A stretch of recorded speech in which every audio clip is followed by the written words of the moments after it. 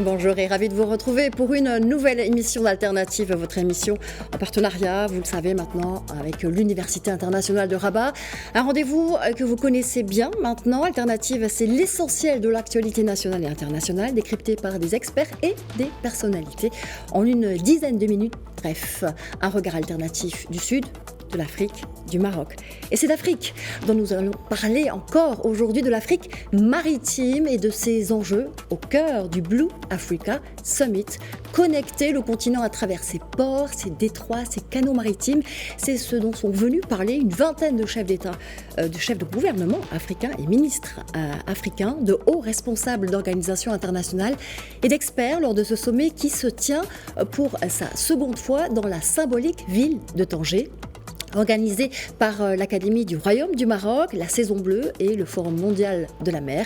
L'événement se tient sous le haut patronage de Sa Majesté le roi Mohammed VI en préparation de la 3e conférence Océan des Nations Unies prévue à Nice en juin 2025.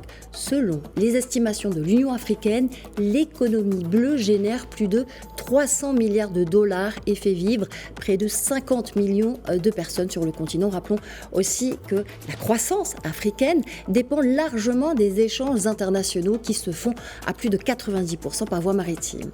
Alors l'Afrique est-elle en passe d'être un acteur majeur du commerce maritime mondial ? Je vous propose d'en parler avec mon invité, Monsieur Pascal Lamy, qui fait partie des personnalités qui ont inauguré ce sommet et que j'ai le plaisir d'accueillir. Bonjour à vous. Bonjour.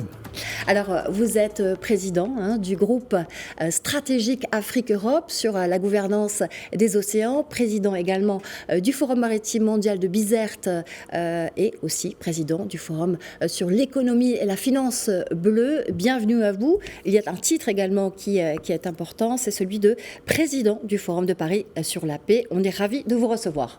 Moi aussi, merci de votre invitation. La déclaration de Tanger de la première édition du Blue Africa Summit avait mis en évidence que la croissance africaine dépendait de manière substantielle des échanges internationaux par voie maritime. Quels ont été les enjeux de cette seconde édition ?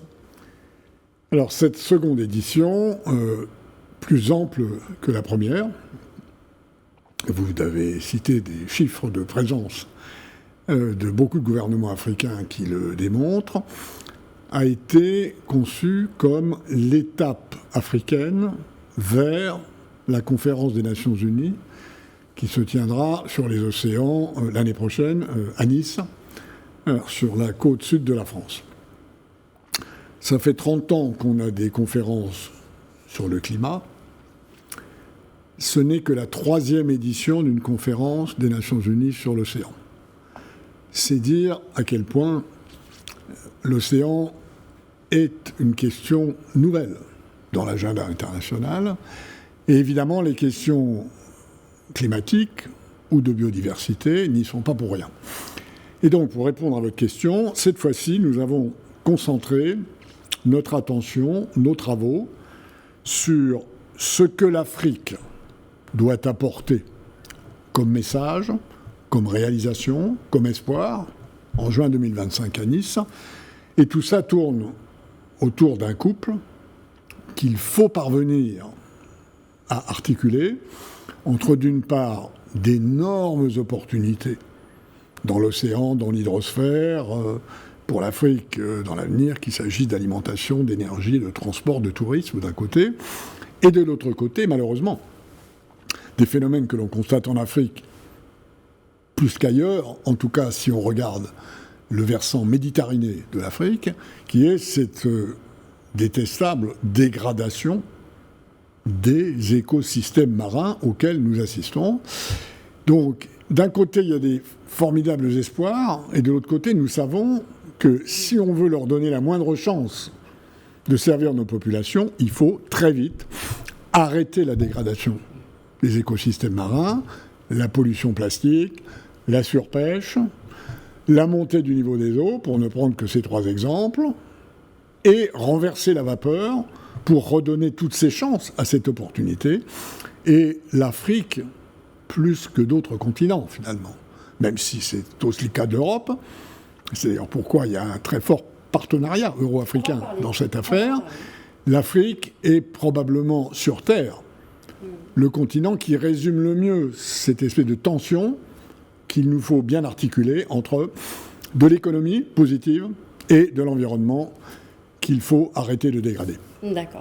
Alors, vous parliez à l'instant du partenariat entre l'Europe et l'Afrique. C'est vrai que la connectivité de l'Afrique avec les autres continents, via ses ports et tous ces canaux maritimes, est au cœur de ce Blue Summit Africa. Il y a une feuille de route vers 2030 qui a été lancée avec un copilotage Afrique-Europe. Quels sont les axes majeurs de cette feuille de route ? Alors, il y a une feuille de route euro-africaine qui vient du fait qu'il y avait une feuille de route européenne et il y avait une feuille de route africaine qui ont été déterminées au niveau politique continental des deux côtés et qu'au sein de la Fondation Afrique-Europe, nous avons essayé de réunir dans quelque chose qui nous est commun. Et qu'est-ce qui nous est commun ? C'est de l'économie bleue et de la protection. Voilà. Et donc, cette Fondation Afrique-Europe, le groupe que je co-préside, avec Nancy Kirigitu, qui est l'envoyé climatique du président du Kenya, travaille à la jonction de l'opportunité économique et de la nécessité de mettre fin à la dégradation environnementale sur des projets concrets. Alors c'est quoi ? C'est de la pêche soutenable, soit d'espèces sauvages, soit d'aquaculture, et on sait que dans les deux cas, pour l'instant, ça n'est pas toujours le cas. C'est du tourisme bleu. L'Afrique a une richesse de paysages et d'entreprises côtières qui sont formidables, à condition, par exemple, que la montée du niveau des eaux ne mange pas toutes ces opportunités. C'est de l'énergie, qu'il s'agisse notamment d'énergie éolienne, sur les côtes africaines. C'est de la décarbonation des ports. Il va falloir décarboner ces ports. C'est quelque chose qui est à la fois urgent et d'un certain point de vue rentable. C'est de la décarbonation du transport maritime, au moins en matière côtière. Donc voilà quelques exemples dans lesquels l'Europe et l'Afrique peuvent travailler ensemble, non pas comme par le passé, parce que l'Afrique a des problèmes que l'Europe devrait aider à résoudre, mais parce que l'Afrique a des problèmes et des solutions, que l'Europe a des problèmes et des solutions, que les Européens doivent écouter les solutions africaines. Donc c'est une véritable coopération d'égal à égal, sud-sud-nord, sud-sud-nord. Vous avez tout à fait raison, et notamment à partir de communautés locales. Et très souvent, les communautés locales en Afrique ont davantage d'expérience, davantage d'idées que les communautés locales en Europe, et donc c'est du gagnant-gagnant. C'est du gagnant-gagnant. Alors la Banque mondiale était présente lors de la Semaine africaine des océans dans la ville du Détroit qui a précédé le Blue Africa Summit. Et la Banque mondiale affirme que son enveloppe de financement a pratiquement doublé de 5 à 10 milliards de dollars durant ces 5 dernières années dans le domaine de l'économie bleue. C'est quand même impressionnant comme chiffre. Qu'est-ce qui vous inspire ?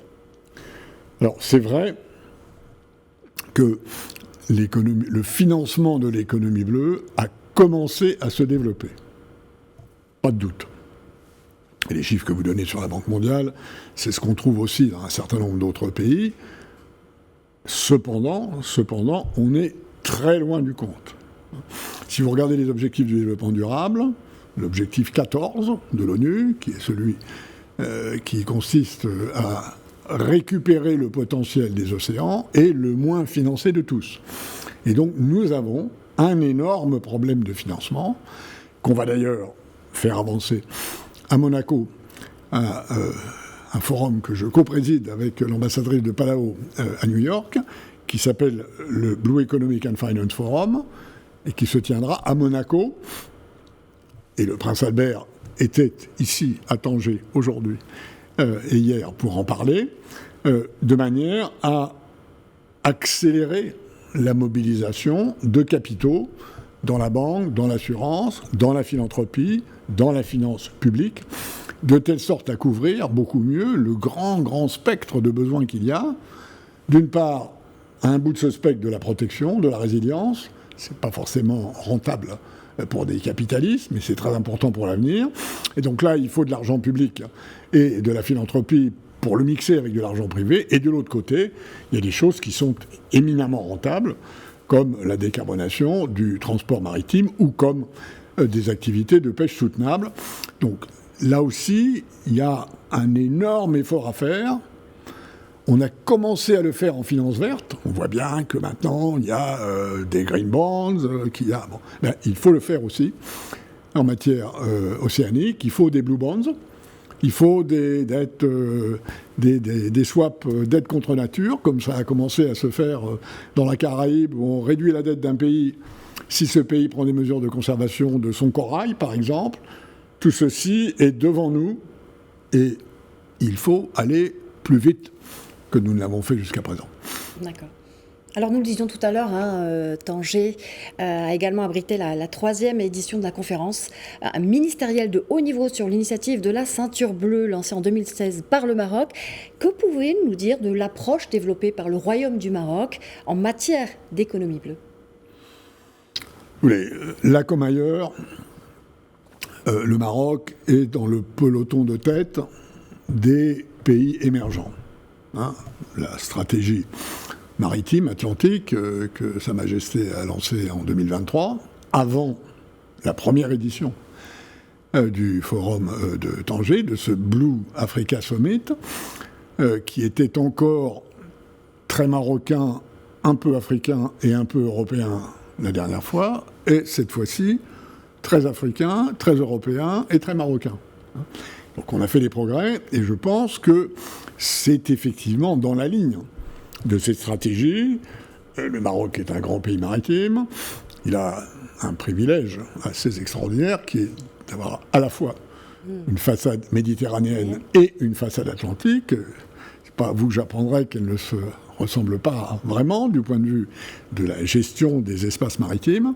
Et donc, il y a un gros potentiel qui a commencé à être valorisé et que les autres pays africains, comme c'est souvent le cas, regardent avec intérêt parce que jusqu'à présent, quand le Maroc a pris ce type d'initiative, ça s'est transformé en quelques années en une forme de leadership qui, je crois, est bonne pour le Maroc, notamment sur le plan économique et politique, mais qui l'est aussi pour d'autres pays africains. Un dernier mot peut-être justement sur cette initiative royale du Maroc, initiative dite de la façade atlantique, qui propose d'intégrer 23 pays africains riverains de l'Atlantique et d'y associer justement aussi des pays enclavés du Sahel. C'est une des façades maritimes du Maroc, c'est celle sur laquelle Sa Majesté avait insisté en 2023. On a des éléments très concrets quand on regarde ce qui se passe à Tanger et Med, et on sait bien que dans l'avenir, une partie importante des activités économiques africaines se déroulera plus près des côtes que dans le passé, pour un certain nombre de raisons, même si, comme ailleurs, ces côtes sont parfois menacées par la montée du niveau des eaux. Donc il faut là une stratégie très intégrée, et on revient à ce noyau central, opportunité économique, défense, préservation de l'environnement, qui, je crois, est un secret qu'il nous faut trouver pour que l'humanité continue à habiter cette terre de manière honorable. Merci Pascal Lamy d'avoir été l'invité d'Alternative. Je rappelle que vous êtes co-président du groupe stratégique Afrique-Europe sur la gouvernance des océans et président du forum de Paris sur la paix, entre autres. C'était un plaisir de vous recevoir à l'occasion de ce Blue Summit Africa qui se tient pour la seconde fois donc à Tanger. Merci à vous. C'est la fin d'Alternative. À la semaine prochaine.